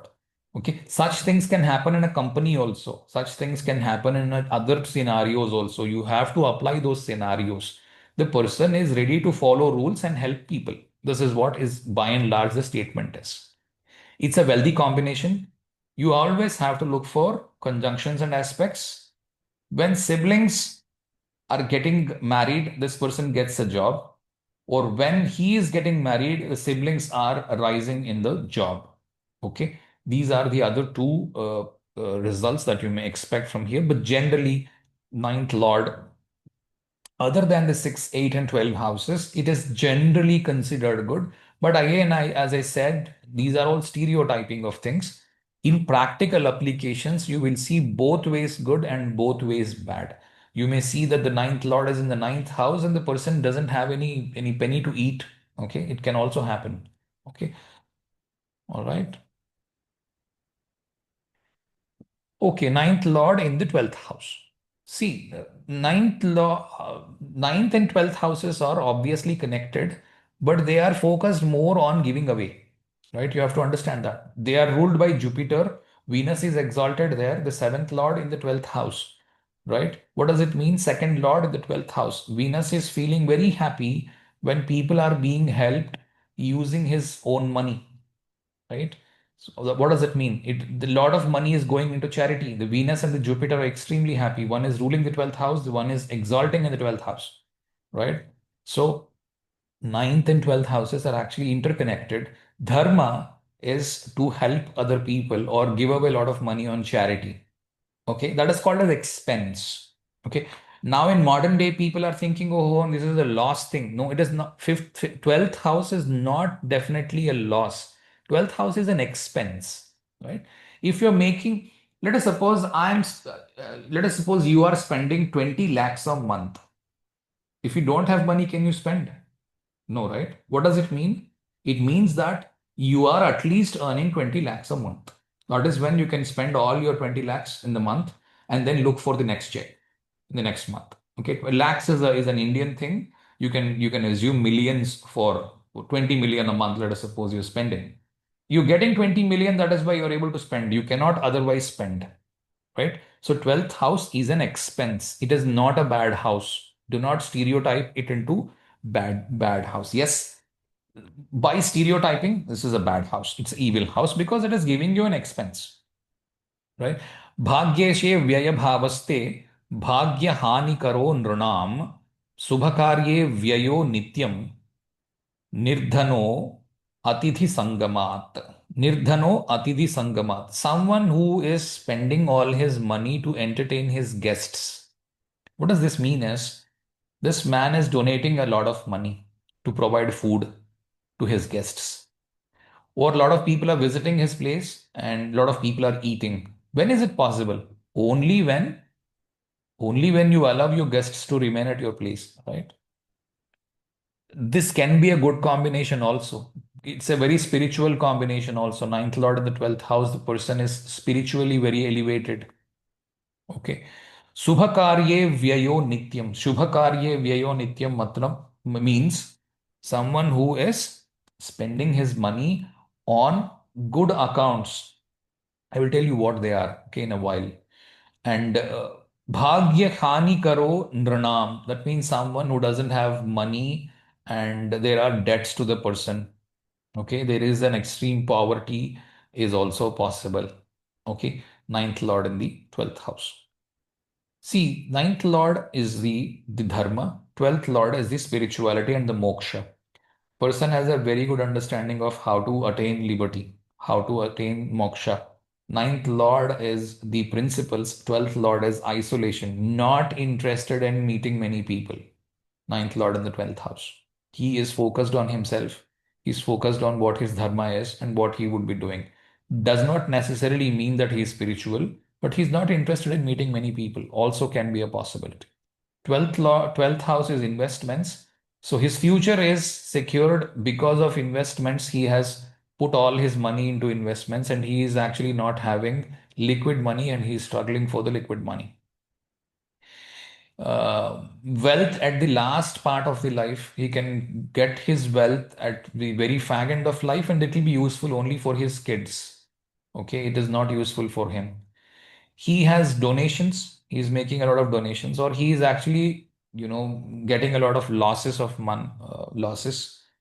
And, you know, uh, the guy does see ninth lord as the fifth from the fifth house, and he being placed in the 12th house. So it means that there are no children to him possible. I mean, there are no male children. So in olden days, I mean, even now, the women go away with to their house, right? The girl walks to the other house. Whoever she gets married to, she goes into their home. So now, if that happens to be the native's daughter, then he has to give away all the money in the Indian context. If you're looking at from the Indian context, the bride's father has to bear all the expense for the marriage. This is not like a European wedding or an American wedding where we invite, like, in India we invite like 200, 300, 500,000 people to eat, and it would cost us all the fortune that the father has earned will go away in one or two girl child's marriage. Like if she or he has two girl children, all his wealth is gone with the marriage of that two girl children, and they will walk away with all the wealth, right? So even that can be possible. Ninth lord in the 12th house, there is only son, there is only daughters, and no son is there. And that's why there is a huge expense due to the marriage, or due to their settlement, you have spent away all the money, which is a good thing, right? In Dhoom Dham Shadi in Indian context, Dhoom Dham wedding, a very big fat weddings are a very Indian thing, and the parents will be very happy for it. It cannot be, it sometimes is a very good combination because that's a dream project for the parents, that I have to get my girl, my child into a family which is rich, and I will do anything for it. Okay, and I will get her married off in a very, very rich fashion, right? So that can also be there. Foreign travels, ninth house is foreign travels. Ninth house is higher education, and due to higher education, there is job, etc. Due to that, the person is going into a foreign land. In olden days, it was not considered good. In today's context, the more you're going to the US, the more you are better as an Indian. A very, very simple thing. There's no rocket science here. Or the siblings are getting married secretly. No one knows why they got married to someone, etc. They can't figure out, because 12th house is a very secret house. 8th house and 12th house are secret houses. Third, ninth is the seventh from the third house. So somebody getting the sibling getting married secretly. They don't know why they got married. Okay, motherland or parents leaving them and moving into another country, right? Which was considered very bad, right? You count four houses from the ninth house, you get the 12th house. So the person leaving the motherland and going into a foreign land. Okay. This is what, by and large, the significations of the ninth lord in the 12th houses. On the Badhaka thing, as I said, see, Badhaka is a different concept. It doesn't work with these things. Badhaka, I will explain it separately. For now, just forget Badhaka. Use simpler things. You are right now in, like, first grade or second grade. Badhaka comes at the 10th grade level. Right now, don't focus on Badhaka. Don't spoil your brains using Badhaka. It's not required right now. Focus on this thing. Badhaka I will teach when I feel like teaching. It's not a very important concept. You can ask me questions now. I am done with the lecture.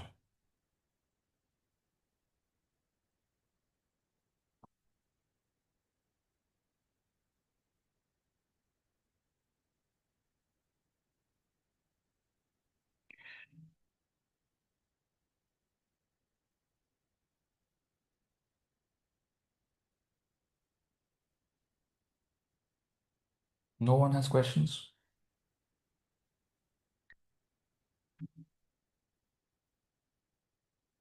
Okay. Was it too fast? Anywhere anybody felt that this particular house is not covered much? Hello. Okay. Hello, sir. Yes. Sir, I have one question. In the third house thing, third lord was wherever third lord was placed. You said the wherever it is placed, house opposite to it will be, highlighted always. Hmm. So, can we say that wherever ninth lord is placed, house opposite to it is like less highlighted kind of thing, or The 9, 10, 11, 12 houses don't work like that. okay, okay, They work mostly with the combinations.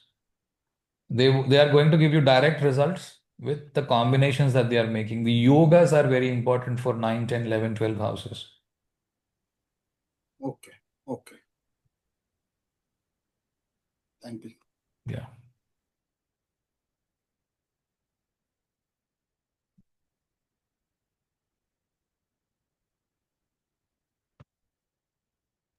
And one more thing, sir. Ninth Lord being a malefic and like a natural malefic, and Ninth Lord being a natural benefic. What is the basic segregation? The results will, differ. Yeah, good question. So, see, I'm giving it to you at a very basic level. You cannot generalize this because it's a very generic thing. You have to use everything still. But at the D1 level, at the Rasi chart level, what is generally assumed is the Kendras, the 1, 4, 7, 10 are sensitive houses. In these places, the natural malefics are unwelcome. Okay, the natural malefics, when placed here, are going to bring in troubles to the native. Okay, even if they are the lords of good houses.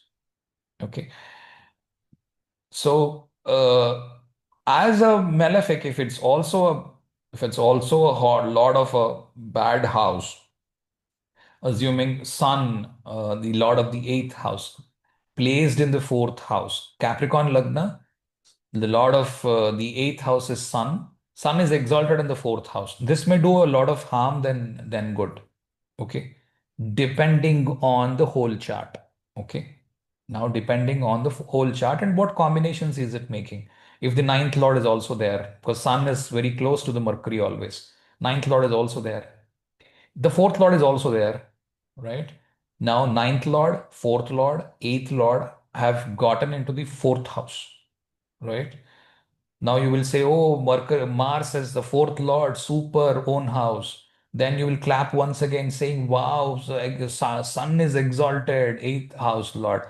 The reality of it is the person has lost everything in his life. He had three, four servants working at home, and today he doesn't have anything, even food to eat. He's dependent on someone. Okay.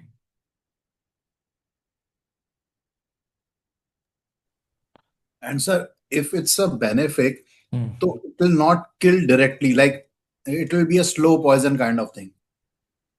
No, I cannot generalize. See, as I said, if the example that I have just cited right now, the sun in the fourth house, the exalted sun, and the Mars is in the own house along with the sun and the Mercury there, the dasha, the Navamsha combinations are such that yes, he is going into a drain.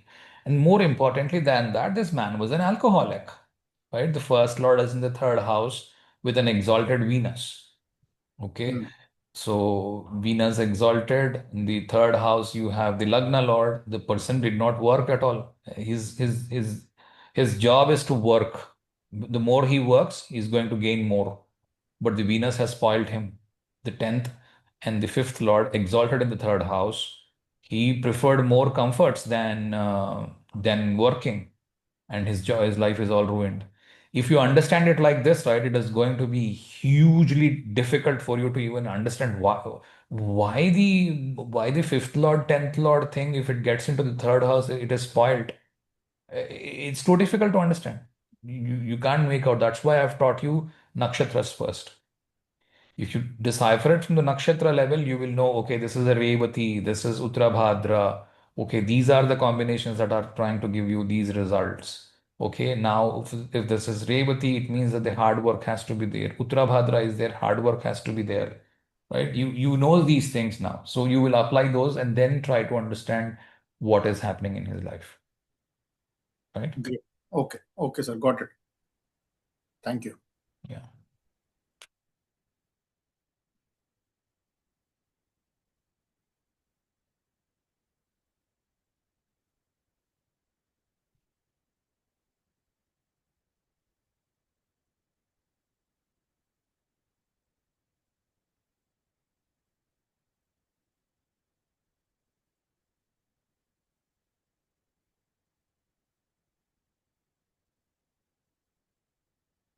And sir, one more thing. Uh, Hmm. Last time when you told about the eighth lord, Hmm. uh, you had mentioned about that it's a dark house and everything. Now, if an eighth lord, uh, I'm just kind of getting confused somewhere between a malefic or benefic eighth lord always being non-friendly to the lagna, and if it's a benefic and gets exalted in the lagna. So does this really No, nowhere it happens like that. When can it happen? no, benefic in the sense being Venus exalted in the Pisces lagna, being an Hmm. eighth lord kind of Okay. thing. So Okay. does it like in that dasha, could it really something hidden or something like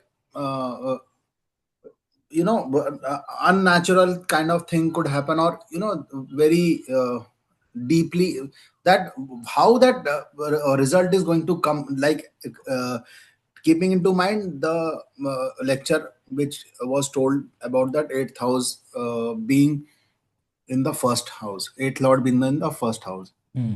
Hmm. See, eighth lord in the first house. The first thing is there is a lot of things that will happen about inheritance when this fellow is born. Hmm. Okay. Okay. Okay. Then eighth lord in the first house. Life will be having a lot of ups and downs, right? Hmm. Depending on what this Venus is aspected by, the either the inheritance is gone or the inheritance is actually, increased multifold. Hmm. Hmm. Eighth Hmm. lord in the first house. The Hmm. person is a research guy. Hmm. Okay, all these things are possible. One more thing is if it's a lady, it happens only in case of lady, Hmm. woman. Hmm. Hmm. Uh, Not enough support from the in-laws. The in-laws are sitting on this lady every day. They are troubling her. Or the husband does not take care of the children. All the childrens are raised by this lady alone. The husband is an alcoholic or he doesn't go to the office. This can also be possible. How sir children like female thing. Listen to the Venus lecture. Venus represents women and it empowers women. Now, what does women empowerment means? The Taking husband is not going to the responsibility. office. Okay, okay, okay. Responsibility. It can work in a negative way also. Hmm, hmm, hmm, hmm. Okay, eighth lord sitting on the lady's head. The in-laws are constantly taunting her. Hmm, hmm, hmm. Okay. But for sure, this is not a generic thing. You cannot generalize this. If you now in the moment you see Lagna Pisces and you have Venus in the Lagna, you cannot go to a lady and say your husband doesn't take care of your No, children. no. I Like, just went through a chart where a male native was there having Venus in the Lagna, exalted Venus in the Pisces Lagna, not aspected by any planet. hmm, And that fellow came up with the profession which was uh, like a very unusual, hidden kind of profession, which I have never possible, even heard. possible because first and tenth houses are connected, right? Yeah, See, if yeah. you are looking at the planets alone and trying to conclude it with the Rashis, they are not completely conclusive. That is why I've stopped using Rashis and planets. Yes. I've started using nakshatras and planets. They are more convincing. You have more a story to tell rather than just bearing it on the Rashi. There is no much story you can build with the Rashi. And sir, one more thing. When we are, mixing nakshatras with the planets and mixing rashis with the planets, would it like we have to analyze about the someone's birth time? It's not correct. So the posture, the color of the eyes, and nakshatras would be more prompt here, or the rashis and planets would be. I will use the Rashis in the Navamsha. Now the birth time is not correct. That how would we, determine the exact lagna in That is what his? you will do, right? You know how the person is looking. You will Oh, try to move the Lagna 5 minutes ahead, 5 minutes back, 10 minutes ahead, 10 minutes back, and try to see what will fit there. okay, okay. Like the complexion you had already told. Yes, yes, yes, yes. Okay, okay, got it, got it, got it. ठीक, ठीक है. Thank you. Thank you. Thanks a lot. Okay. Hmm. How about eighth Lord Guru in 10th with Rahu Ardra? See, I think this looks more like a specific comment for one of the people's chart. Okay. Don't bring in specific charts. Eighth Lord in the 10th house, I've already explained. You can be someone who's a doctor, or you can be someone who's a research man, or you can be someone who has had a lot of difficulties in sustaining your job. Many times your job is lost, and many times your job has come, or you are a contractual worker, or you keep getting projects from somebody or the other, and you keep working on them. I have explained this all thing in the 8th Lord and the 10th house. About the Ardra thing, it is a 2 hour lecture. I cannot give you in. I dislike snapshot predictions. I used to do them, I've stopped doing them because they don't work for 30-40% of people. Then that will look like, somebody is earning a praise just for in 10 seconds you have concluded the horoscope. I don't want to conclude in 10 seconds. It will go wrong. That's why I've stopped doing snapshots. I was actually a little lot fascinated with snapshot things, but I have stopped after having understood that they have their own pitfalls. They don't work. On an internet level, if you have to showcase your talent, yes, snapshots are very good. You can earn a lot of people. A lot of people will become your subscribers just for the sake of looking at you and then earning a praise from them. Yes, bang on, sir, bang on, sir. But in reality, snapshots don't work. Snapshots are just to earn praise to the astrologer or to trying to prove and say, look, I am such a big guy, I can predict anything with just one combination. I personally don't prefer that. I'm against it. Although I got a lot fascinated with that in the early days, I stopped doing it from the past 3-4 years because most times it will go wrong. And the beauty of such lectures which are on the YouTube is they are doctoring them. When they doctor them, they will try to cut out those predictions that have not come true, and only those bang on things they are trying to post them on the videos, which is not right. I mean, personally, I don't edit my videos much. I only cut the start and the end just to truncate unnecessary empty space. Other than that, I don't doctor my video. This is not to offend anyone or anybody who's doing it, but I'm not a personal fan of snapshots. I have given enough information of the nakshatras. Read all the nakshatras. It will take easily 2 hours just to read it once. You want to understand it for really, I think you have to read those nakshatras at least for 5 or 6 times. And then maybe you will know or remember the theme of the nakshatra. So 27 into, like, reading them once is like 2 hours. You have about 50-55 hours of lecture only in nakshatras. You have to complete that first and then come here. Even then, there will be like Raj was asking questions. Even now, he has a lot of probably Raj could have made some progress. Raj, you made some progress with the nakshatras. You've been asking questions. Hmm? Sir, a lot. Matlab, some of the charts like predictions only based on the nakshatras I did not even see the houses sometimes. Like the Shravana thing, Hmm.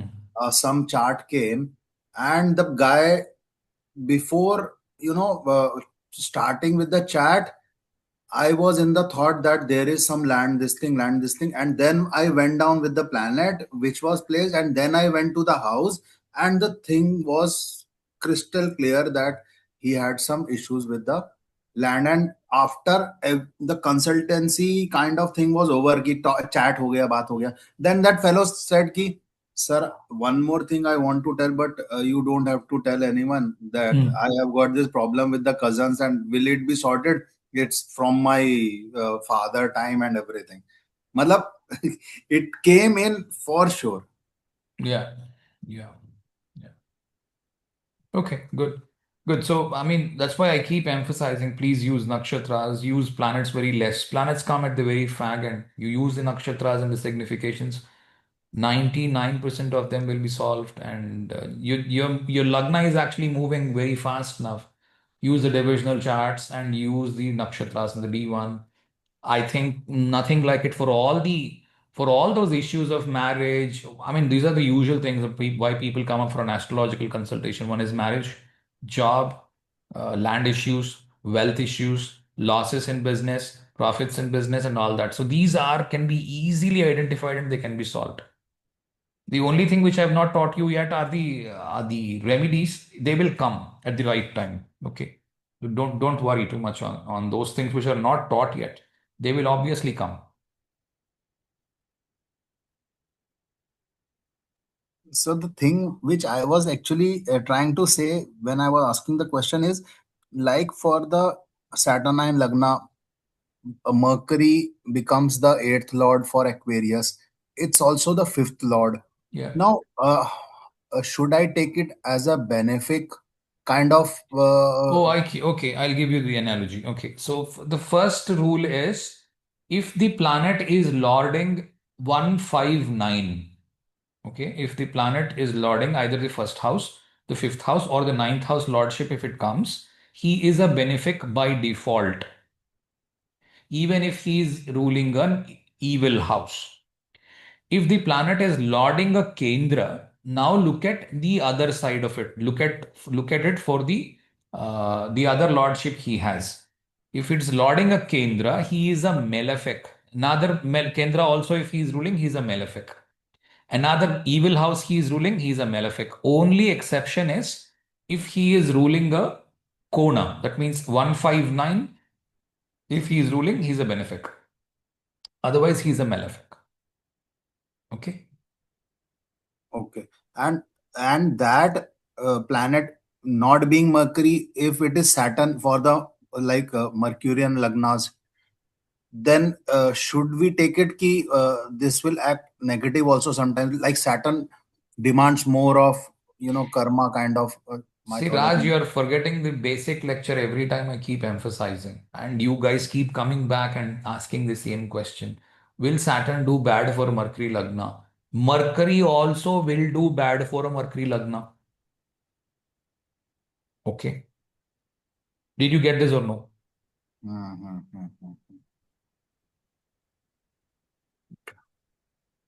Silence. You didn't get it? Uh, Okay. See, any planet will give you both good results and bad results. hmm. Okay. Now you forget Saturn, Mercury, and all that. A planet's placement at any place will give you both the results. If a planet has to give you only one result, good result, let us suppose Mercury is the Lagna Lord and the 10th Lord in case of Kanya Lagna, right? Virgo. Okay, are you following? Hmm. Now, Yes. if Mercury has to give you only good results, anybody who has a Virgo Lagna will get only good results in the Mercury thing. Is this correct? No, being a tenth lord, he has to make efforts. Okay, so he's making efforts. Hmm. So According to is the he placement. going to give you only good result? I- No. All planets are going to give you good result and bad result, both. Because the Mahadasha is so big, Hmm. Mercury's Dasha is like 17 years. Hmm. You cannot have only good results in 17 years. You cannot have a bad day in whole 17 years. It's not possible for people. Practically, it is impossible. You will have your bad days, you will have your good days. Hmm. Hmm. Both will be there. You cannot generalize it like that. Okay. Okay. We have to be very deep and precise in You that. Like, you have to look at the divisional chart and see there can be people who are having a divorce and who is having a promotion at the office. Will you agree or not? hmm. Hmm. A person is going through an alimony case of crores of rupees and he is having a big promotion at the office. Is this possible or no? Same Yes. time. Yes. It's possible, right? So can you say, let us suppose he is running Mercury Saturn. Can you say Mercury Saturn has given good result or bad result? How will you conclude that? Okay. Have you understood the question? I'll rephrase the question for you. The person is running Mercury Saturn Dasha. and he is facing a case of an alimony from his wife. At the same time, he has got a big reward at the office level. What will you term this? This is a good dasha or a bad dasha? Raj? One way it is very good, one way it is both ways. Actually, though, he is getting 6-8 result. Ki it's the pehle ki pida, the previous problem is getting solved. No, no, his wife has put an alimony case over him. She is demanding all that money that he has earned. Right? So Yeah. there is no generic way of saying a dasha is good or bad. With a particular thing, it is good. With a particular phase of the life, it is bad. With a particular divisional chart, it is good. With a particular divisional chart, it is bad. That is how the results are deciphered. Mhm. True. What a lot of people are doing is, no, no, this is a good dasha, this is a bad dasha. It cannot be like that. With one particular divisional chart, it can be good. With one particular divisional chart, it may be bad. Right? Somebody may lose a parent and he may get a promotion at the office, which has got like threefold increment he has got. 10 years, 10 days down the line, he lost his father.